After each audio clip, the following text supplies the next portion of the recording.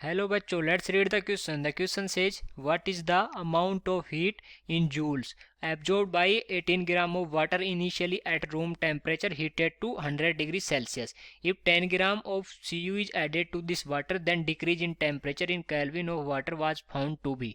और इनके लिए जो इस मोलर स्पेसिफिक हीट कैपेसिटी दे रखी है फॉर वाटर 75.32 जूल पर मोल पर केल्विन है, और यही जो सी यू के लिए है वो है 24.47 जूल पर मोल पर केल्विन। तो अपने को बताना है कि कितना अमाउंट ऑफ हीट ये जो एब्जॉर्ब करेगा यदि अपन जो 18 ग्राम ऑफ वाटर है उसको हीट कर रहे हैं रूम टेम्परेचर से कितने पे 100 डिग्री सेल्सियस पे, और इसमें बाद में अगर 10 ग्राम सी यू ऐड कर देते हैं तो टेम्परेचर में कितना डिक्रीज मिलेगा। ओके, कि ये 100 डिग्री पे पहुंच रहा है तो वो बाद में कितने डिग्री पे पहुंचेगा।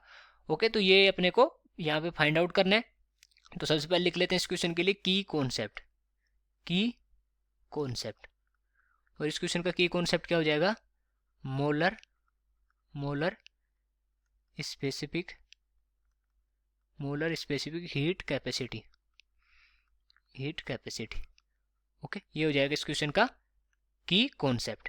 तो इस की कॉन्सेप्ट के अकॉर्डिंग देखें तो मोलर स्पेसिफिक हीट कैपेसिटी क्या होती है? अमाउंट ऑफ एनर्जी रिक्वायर्ड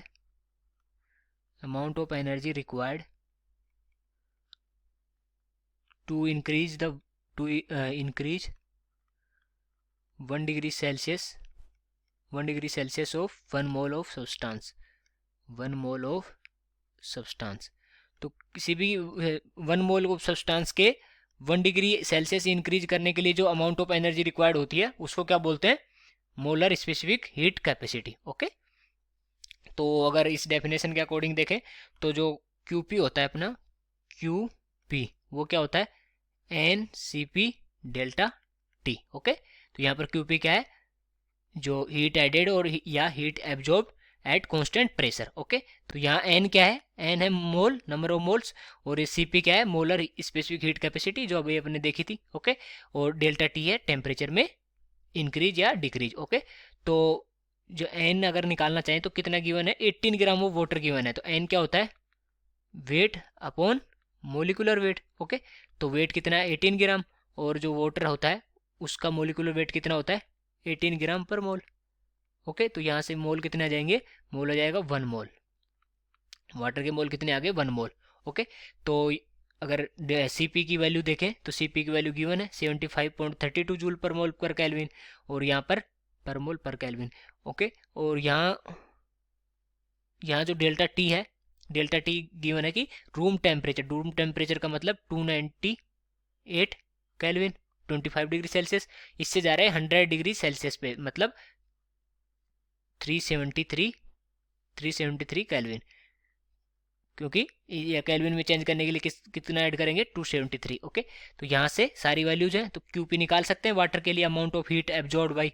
तो अगर QP निकालना चाहें यहाँ से तो QP इज इक्वल टू आ जाएगा 1 इंटू 75.32 इंटू डेल्टा T कितना हो जाएगा? 373 माइनस 298, और ये कितना हो जाएगा? 75।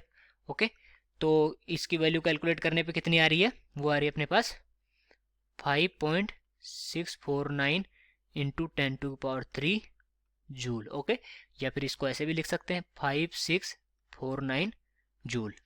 तो Q की वैल्यू कितनी आ गई? 5649 जूल। तो ये जो अमाउंट ऑफ हीट है वो आ गई, उसकी वैल्यू आ गई।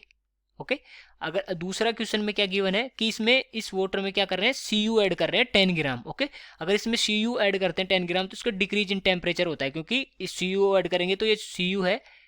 ओके, इसमें भी एनर्जी रिक्वायर्ड रहेगी। ओके, तो ये जो amount of heat gained by, ये लिख लेते हैं, amount of heat gained by Cu, वो कितनी हो जाएगी? वो भी ये होगी QP is equal to NCP delta T। Okay, और यहाँ पर CP किसका आ जाएगा? Cu का।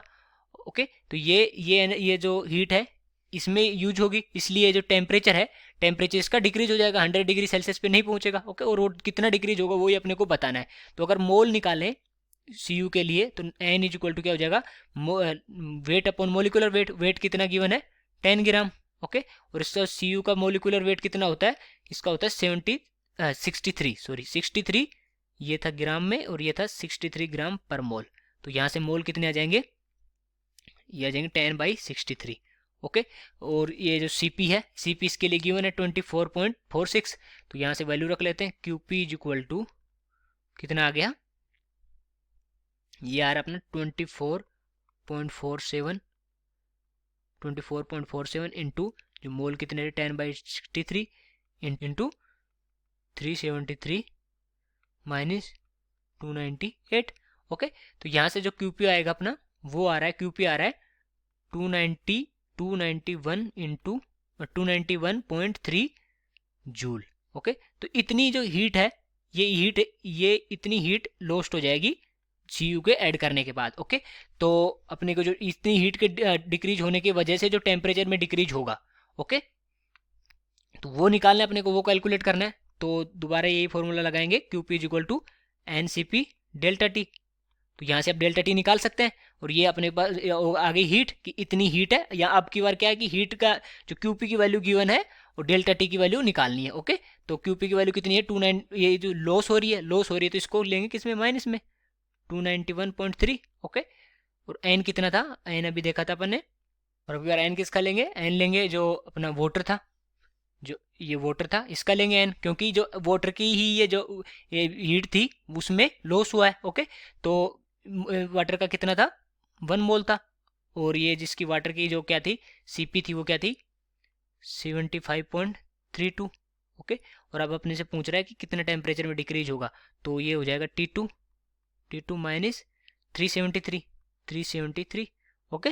तो यहाँ से डिक्रीज का पता चल जाएगा कितना डिक्रीज हुआ है।